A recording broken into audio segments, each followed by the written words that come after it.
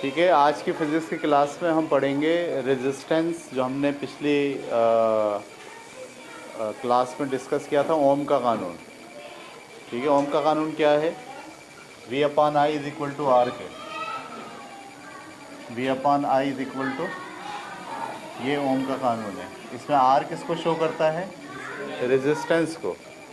अच्छा, अब आपको ये बात समझनी चाहिए कि आपके घरों में, हमारे घरों में जो भी डिवाइसेस यूज़ होती हैं वो दरअसल रेजिस्टेंस के तौर पर यूज़ होती हैं।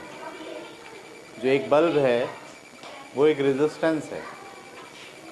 हम उसको वोल्टेज दे रहे हैं, तार में से करंट गुजरेगा, करंट कुछ रेजिस्टेंस पेश करेगा और उस रेजिस्टेंस की वजह से हमें फ़ायदा होगा।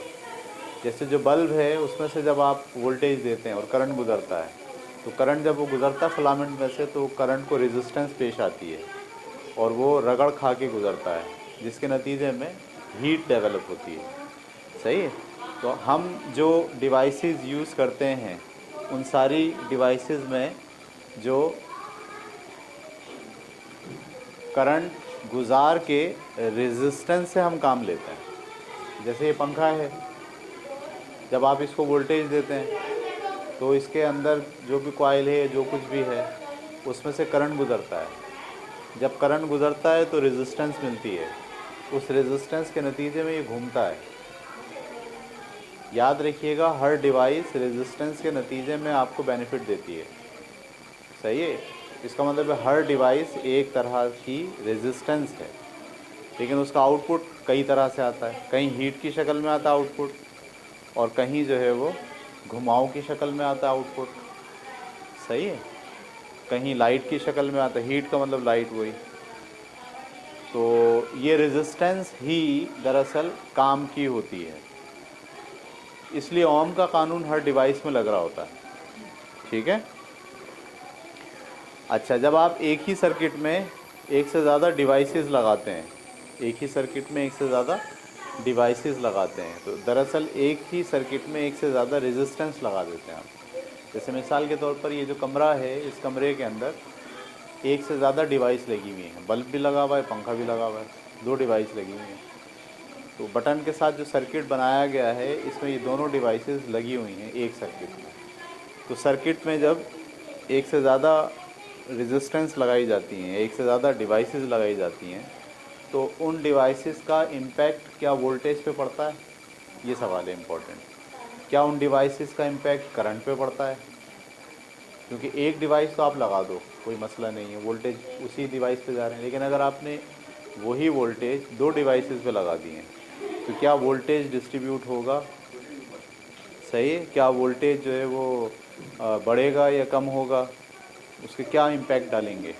तो ये हमारा टॉपिक है आज का, कि रेजिस्टेंस को जब एक ही सर्किट में जोड़ा जाए तो उसके क्या इम्पैक्ट आते हैं। इसको हम कहते हैं कनेक्टिंग रेजिस्टेंस। क्या क्या बोलेंगे इसको आप, आपके पास टॉपिक में?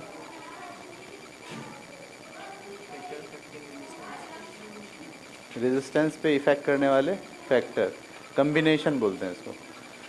सही है। Combination of resistance in a circuit, ये हम पढ़ने जा रहे हैं। Combination of resistors in a circuit. ठीक है। मिसाल के तौर पर हमारे पास तीन बल्ब हैं। अच्छा, आपको जहन में ये बात रहनी चाहिए, रेजिस्टेंस की डायग्राम ये होती है। यानी अगर आप कहीं स्टडी कर रहे हैं बुक के अंदर, तो वहाँ जो रेजिस्टेंस लगी होगी, पंखा लगा होगा, वो पंखे की शक्ल नहीं बनी होगी, ये बना होगा। बल्ब लगा हुआ है तो ये लगा हुआ होगा, ये दिखाया जाएगा। फ्रिज लगा हुआ है तो इस तरह से दिखाया जाएगा। सही है। टेलीविज़न लगा हुआ है तो ऐसे दिखाया जाएगा, क्योंकि टेलीविज़न भी एक रेजिस्टेंस है, पंखा भी एक रेजिस्टेंस है, बल्ब भी एक रेजिस्टेंस है। तो रेजिस्टेंस की ये निशानी है। तो जब आप रेजिस्टेंस को जोड़ते हैं तो दो तरह से रेजिस्टेंस जुड़ती हैं, बिल्कुल उसी तरह जैसे कैपेसिटर में आपने देखा था, एक पैरेलल और एक सीरीज़ में। तो सबसे पहले हम सीरीज़ में रेजिस्टेंस को जोड़ रहे हैं। फ़र्ज़ करें कि ये तीन रेजिस्टेंस हैं, एक का नाम है R1, दूसरे का नाम है R2, ठीक है, और तीसरे का नाम है R3। ये 3 रेजिस्टेंस हैं। इनको इस तरह जोड़ा है कि एक रेजिस्टेंस दूसरी रेजिस्टेंस से जुड़ गई, दूसरी जो है वो तीसरी से, और पहली वाली को आप लाएं बैटरी के साथ जोड़ दिया आपने। ये आपके पास बैटरी है, ये इसका प्लस और ये माइनस टर्मिनल, ये इससे आके जुड़ गई है और ये वाली इससे आके जुड़ गई है। सही है। ऐसा जोड़ जिसमें एक रेजिस्टेंस का प्लस टर्मिनल, ये देखो इसका प्लस टर्मिनल है और ये माइनस टर्मिनल है। अगर आप गौर से देखें तो सिचुएशन ये बन रही है, ये इसका माइनस टर्मिनल है और ये वाला इसका कौन सा टर्मिनल है, प्लस टर्मिनल। एक का माइनस और एक का प्लस एक दूसरे से जोड़ दिया जाए। इसी तरीके से ये कौन सा है, इसका माइनस, और ये कौन सा है, इसका प्लस। एक का माइनस एक का प्लस इस तरह से जोड़ दिया जाए। ऐसे जोड़ को आप कहते हैं सीरीज़ में जोड़ा है। आपने सारी रेजिस्टेंस को एक सीरीज़ में जोड़ा है, ठीक है। तो सीरीज़ में जोड़ने से क्या इम्पैक्ट आता है ये हम पढ़ने जा रहे हैं टोटल रेजिस्टेंस पे।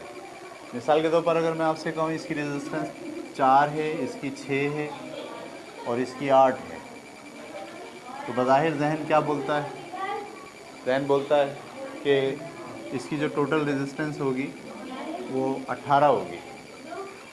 सर्किट की टोटल रेजिस्टेंस कितनी हो जाएगी, 18। क्या ऐसा होता है या नहीं होता है, चेक कर लेते हैं। होता है, ऐसा ही होता है। तो ये वोल्टेज है। जब आप वोल्टेज सीरीज़ में लगे हुए रेजिस्टेंस पे लगाते हैं तो याद रखिएगा ये वाले वोल्टेज डिस्ट्रीब्यूट होते हैं। अगर यहाँ 220 वोल्टेज हैं तो थोड़े वोल्टेज इस पे जाएंगे, थोड़े इस पे जाएंगे और थोड़े उस पर जाएंगे। तो जो वोल्टेज आप दे रहे हैं वो वोल्टेज डिस्ट्रीब्यूट होकर यहाँ चला गया V1, इस पर चला गया V2 और इस पर चला गया V3, ठीक है। अच्छा, करंट सब में से एक जैसा गुजरेगा, यानी जो इलेक्ट्रॉन ऐसे जा रहे हैं यहाँ से, इसमें से भी उतने ही इलेक्ट्रॉन गुजरेंगे, इसमें से भी उतने ही गुजरेंगे, ऐसा ही है ना। इसमें से भी उतने ही गुजरेंगे। ऐसा तो नहीं कि इसमें से अगर 500 इलेक्ट्रॉन जा रहे हैं तो यहाँ 300 ही बचे, बाकी कहाँ गए, ऐसा नहीं होगा। अगर 500 इलेक्ट्रॉन जा रहे हैं तो 500 इसमें से भी जाएंगे, 500 इसमें से भी। इसका मतलब है इसमें से गुजरने वाला जो करंट है वो सेम है। आई तीनों का क्या है, सेम है, ठीक है। तो मैथमेटिकली हम कह सकते हैं कि जो टोटल वोल्टेज आपने दिया है वो बराबर है किसके, जो इनफरादी वोल्टेज टूटे हैं V1 plus V2 plus V3। ये समझ में आती है बात। अच्छा, हम जानते हैं, वी नो, क्या जानते हैं कि V होता है वो बराबर होता है किसके, I into V upon I बराबर होता है किसके, R के। अच्छा, अब आपको पता I तो सबका क्या है, सेम, लेकिन वोल्टेज सब पे सेम नहीं है। तो जो R1 वाली रेजिस्टेंस है उसका वोल्टेज का और करंट का रिलेशन ये बनेगा। तो V1 किसके बराबर हो गया, I इंटू R1।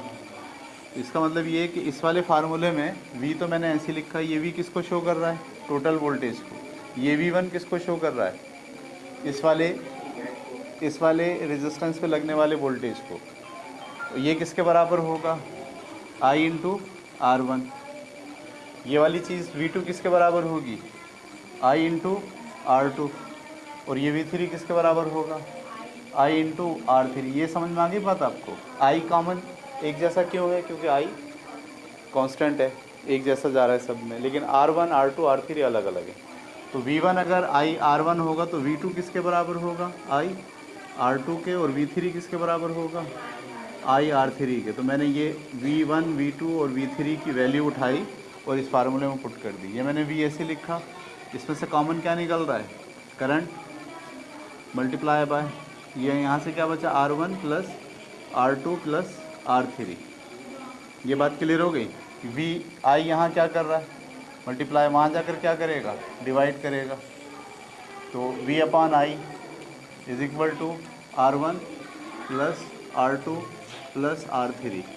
ये V क्या है, टोटल वोल्टेज, और ये I क्या है, टोटल करंट।